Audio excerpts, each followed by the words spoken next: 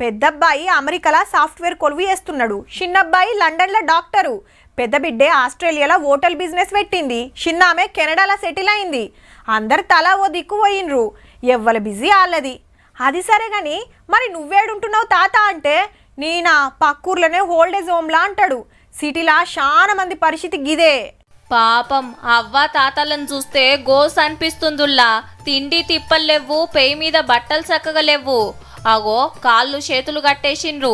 దీనికంటే 100 వాళ్ళు జైలు నయం. ఢిల్లీ పక్కకుండే నోయిడాలా ఓ ఓల్డేజ్ హోమ్లా గింత తిప్పలు పడతాన్రు పెద్ద మనుషులు.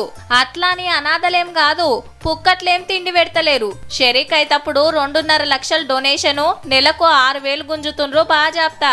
జాబులు చేయవటికి కొడుకు కోడన్లు చూడలేనోళ్ళు, ఇంట్లో పడి రానోళ్ళు, పిల్లలు ఏరే దేశం పోయినోళ్ళు గిసొంటి ఓల్డేజ్ హోమ్లు ఉంటారు.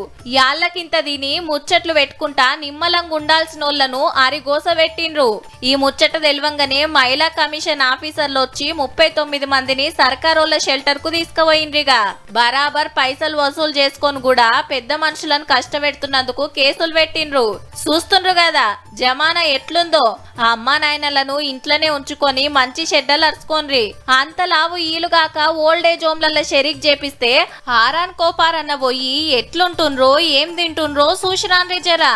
ఆలకు సుత తుర్తనిపిస్తది.